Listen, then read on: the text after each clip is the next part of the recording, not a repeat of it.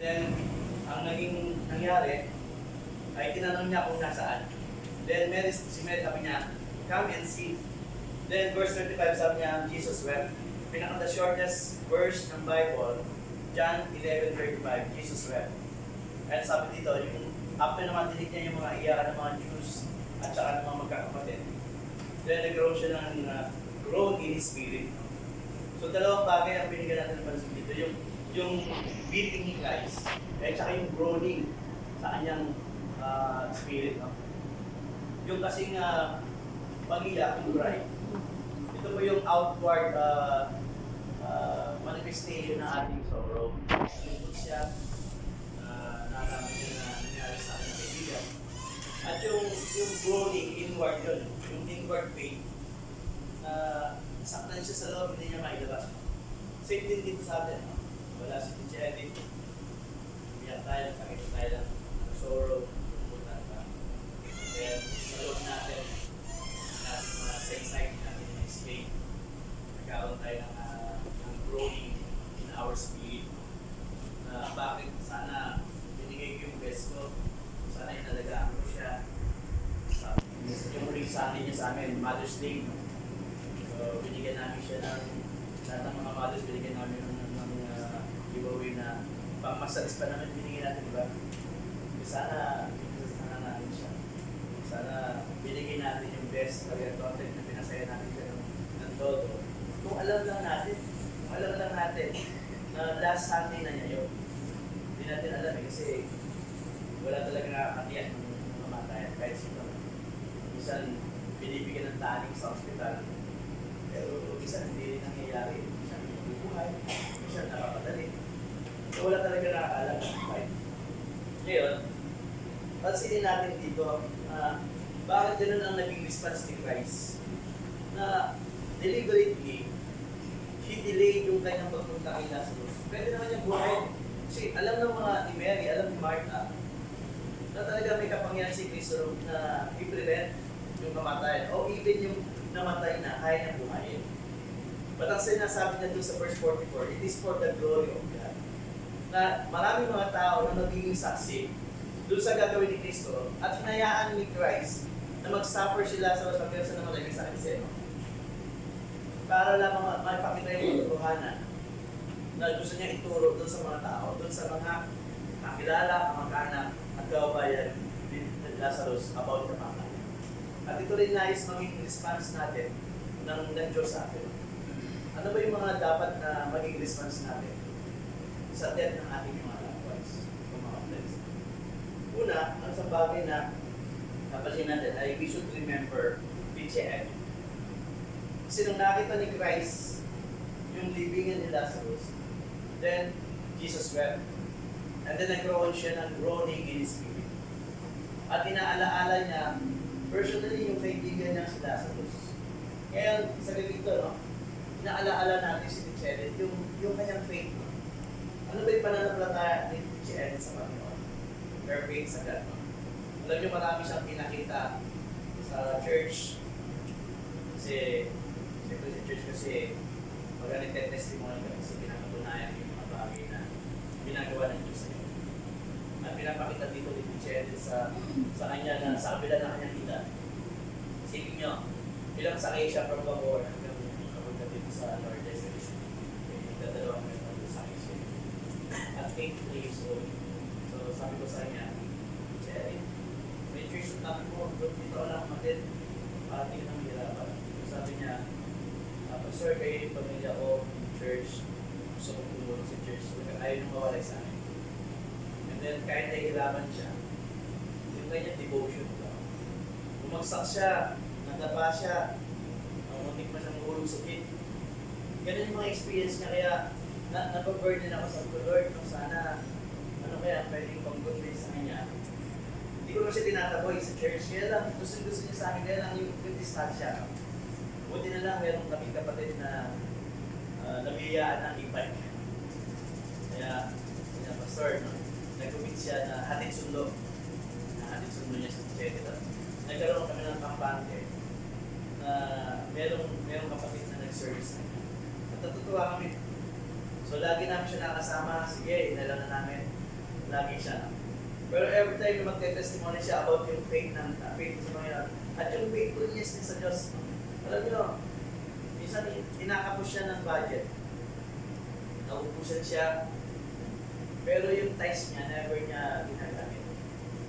Yun talagang ginagamit sa sabi ko nga that's between you and the Lord. That's commitment mo sa Panginoon. Pero siya talaga, once na nakuha niya yung kanyang pension, sineseparate niya yung tithes para sa Panginoon. At alam niyo ba, ang pinakahuling ginawa niya? Nagkaroon kami ng youth camp yung last Tuesday hanggang Friday. So ngayon, kanyang pastor, magbibigay ako mag-pledge ako ng money para sa mga campers. Kasi 3,000 plus yung camp, yung happy. Pero hindi niya subuhay sa kanya pang bandagdag na. Naka 3 Sunday siya pumatid ng nag-aabot siya ng 500. Kaya naka 1,500 ka bago ang punta ng camp. At yun ang ginamit naming breakfast sa lunch kasi pag-biyahe doon, wala kaming almusal sa kanilian. Dito yung search today sa kasa na yung Laguna. So yun sa bagay, sabi ko nga sa mga young people, no? Pablo West, Chedi, binigyan niya tayo ng provision ng pagkain. Almusal sa kanilian. Ganon siya ka-faithful. Ganon siya talaga. Ito yung mga bagay na inaalaala namin sa kanya. Pagka-Christmas, dadala siya ng paborito niyang luto, yung hotdog. No? Lagi niyang luto yung paborito niyang hotdog sa yung tahong. Meron siyang soaking, binibila ng tahong. So, lagi niyang dala-dala yun. Tapos yung mga batang young people dito, inaabot niya ng binado, bibigyan niya ng pera. So, yung generosity, pagbibigay. Talagang, nangangailangan ka na, pero nagsishare pa rin siya. Talagang, sige, sa church namin, meron kaming tinatawag na pantry yun. May pantry kami, kasi parang may mga bisita kami na walang breakfast. Nagsaserve kami ng free coffee at saka biscuits. Pwede kami dyan kung sino yung pwede magdala, and for all. Pero siya pupunta dyan, magdadala siya ng biscuits. Kaya pabilitin niya din nila yung ensaymada. Natikman mo yung tiglo yung ensaymada. Tapos may sugar. So lagi niya dinadala yan. Na talagang makikita mo talaga, ito yung devotion niya sa Diyos. Ito yung paglilingkod niya. Ay, alam ko, like, alam sila Pastor si Ma'am Cynthia at saka yung kanyang kapatid at magulo niya. Mga bata pa sila eh. And noong time na yung teacher, si Jerry na maayos yung kanyang income. At binibigyan niya itong family nito, talagang tinutulungan niya. And I know talaga na mga pamangkin niya, no? Like isa sa mga anak ni Ate Telma, wala ang anak yung teacher, no? Teacher niya, no? So talagang tinutulungan niya sa mag-school, sa lahat, no? At ganun talaga siya, tumanda siya na walang asawa. Dalaga siya, hanggang 8 years old siya, no? So nasacrifice niya yun para sa kanyang mahal sa buhay, sa kanyang magulang, sa kanyang mga kapatid, sa kanyang mga pamangkin, sa kanyang mga churchmate, mga kaibigan, kakilala. So ito yung mga bagay na inaalaala natin sa kanya. We should remember did she edit sa mga bagay niya. Ito yung dapat na hindi mawala sa atin. Kasi yung ating Panginoon, nung nakita niya yung nature ni Lazarus, diba? Doon siya umiyak eh. Doon siya nagkaroon ng expression ng kanyang sorrow, ng kalungkutan. Yung kanyang pain sa loob, na inaalaala niya yung hirap, yung struggle ni Lazarus. Kaya hinayaan niya for God's glory, para dun sa lesson. Ito yung mga bagay. So, titignan natin siya, diba? Nawala siya sa atin, ilang years, tagal din, diba?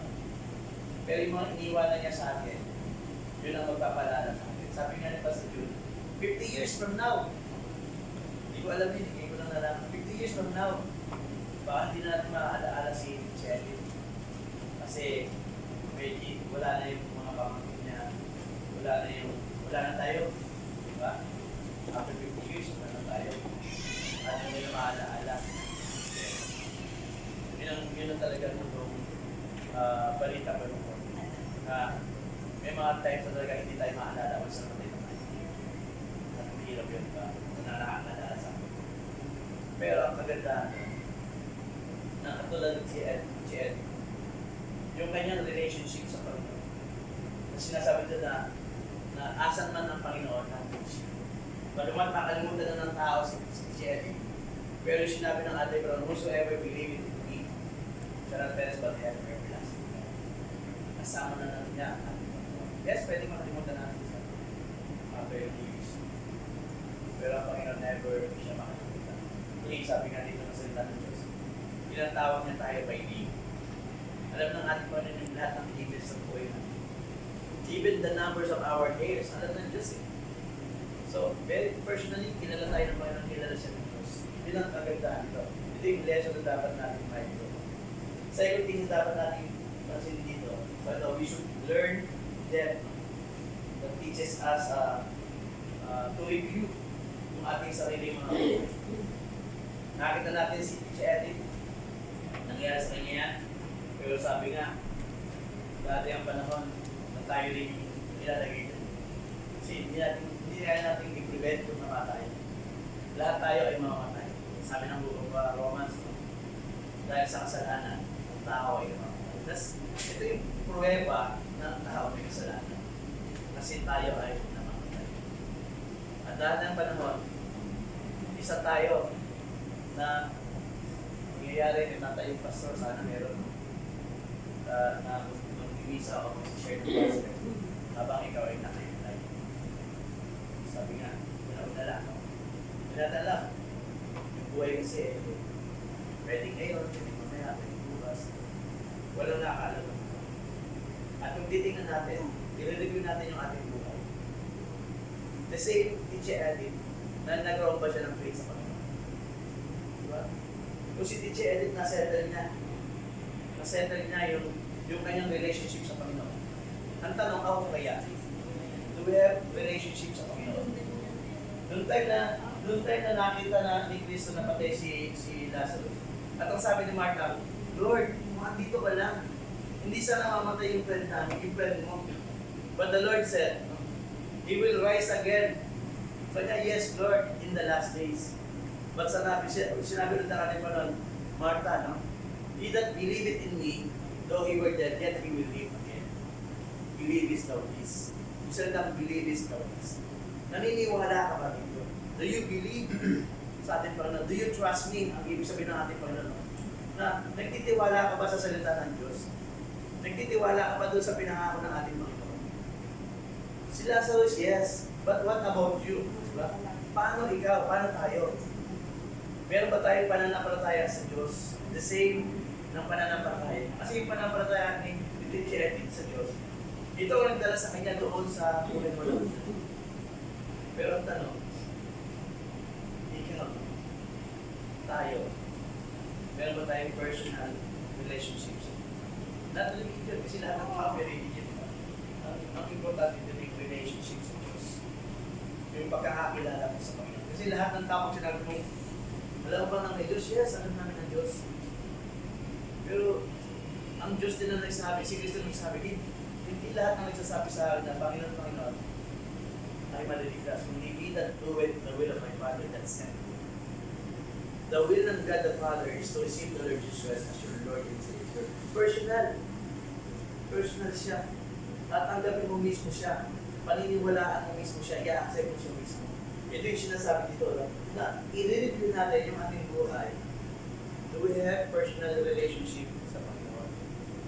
Kasi someday, dating hihilay din tayo, pero ang magdadala sa atin sa Diyos yung relationship mo sa Panginoon. Ang tanong, meron ka bang relationship? Kung wala, ito yung tinanong ni Kristo, do you believe? Naniniwala ka ba sa mga bagay natin? Nagtitiwala ka ba? Sabi niya, yes, Lord. Yes, Lord. Si Martha, si Mary, yes, Lord. And what about ikaw, tayo?